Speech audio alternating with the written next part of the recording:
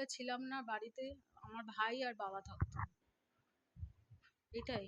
ভাই আর বাবা থাকতো, আর ভাই নিজে গিয়েই থানায় স্যারেন্ডার করেছে, আমি বাবাকে বালিশ চাপা দিয়ে মেরে ফেলেছি। 74, 74। ললিত অধিকারী। কি? গৌতম অধিকারী। 52। না, অটো চালাতো শুধু।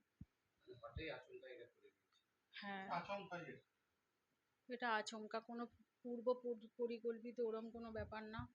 আর আমি জানিও না ঘটনা কি ঘটেছে দাদা।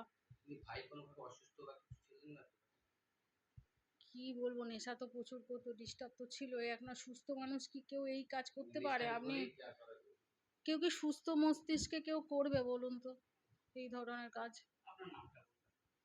আমার আমার নামটা বলতে বলবো না, এটা বাদ দিয়ে বলুন। আমি ওই দিদি, আমি বড় দিদি।